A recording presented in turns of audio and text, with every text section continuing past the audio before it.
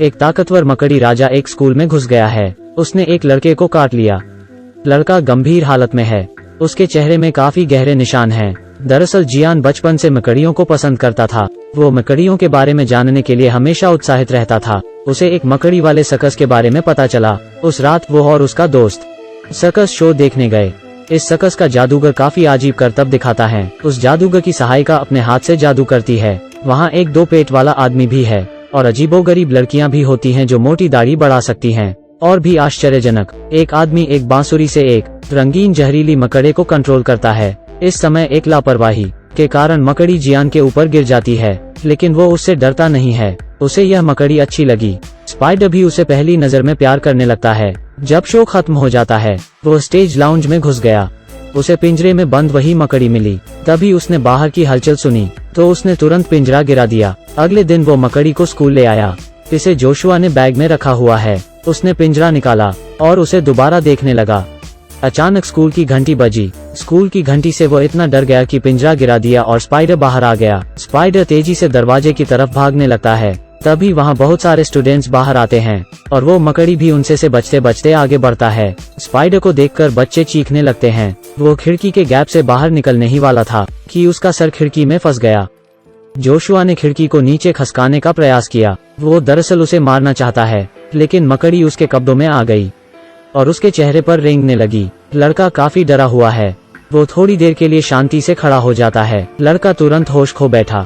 उसका दोस्त ये सब देखकर स्तब्ध है, तो वो वापस सर्कस में जाता है। वहाँ वही आदमी मिला जो मकड़ियों से करतब दिखाता है। वो कहता है कि वो उस मकड़ी को उसे सौंप देगा। वो दरअसल उस आदमी से सौदा करने आया होता है और वो दोनों ने एक दूसरे की मदद करने की बात कही। वो लड़का उस आदमी का सहायक बन गया। यह एक सौदा है। उसकी मकड़ी चुराने के लिए यह एक छोटी सी सजा है।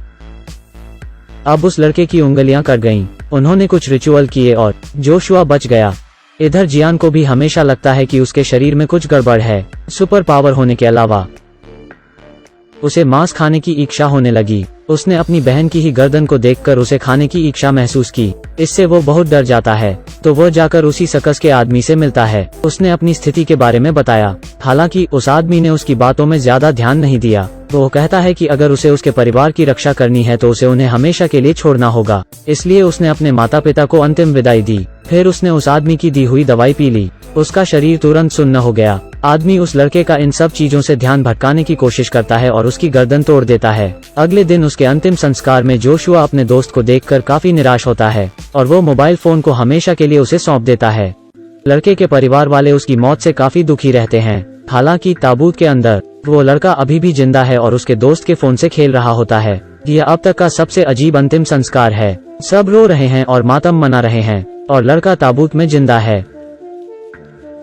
क्योंकि यह एक नकली अंतिम संस्कार है, अब वो बेसब्री से इंतजार कर रहा है कि कोई उसे खो दे। इस तरह इसने रात गुजारी। वो सर्कस का आदमी उसकी कब्र खोदने लगता है और अंत में उसे बाहर निकालता है। वो उसे अपने अड्डे में ले जाता है।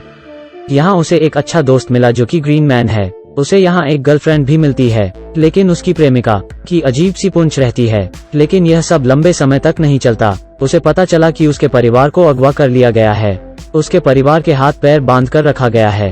तभी वहाँ जोशुआ आ जाता है। यह पता चला है कि जोशुआ को एक मकड़ी ने काट लिया था, लेकिन इसने उसे भी वैम्पायर बना दिया था। अब वो चाहता है कि उसका दोस्त आत्मसमर्पण कर दे, नहीं तो वो उसके परिवार को मौत के घाट उतार देगा। हालांकि जियान ने कभी मानव रक्त नहीं पिया है। तभी उसकी प्रेमिका छूट गई और आजाद हो गई। उसने कहा कि वो उसका खून चूस सकता है। यही उसके परिवार को बचाने का एकमात्र तरीका है। वो लड़का गहरी सोच में पड़ गया। फिर उसने उस लड़की को काट लिया। दोनों लड़कों के बीच लड़ाई शुरू हो गई।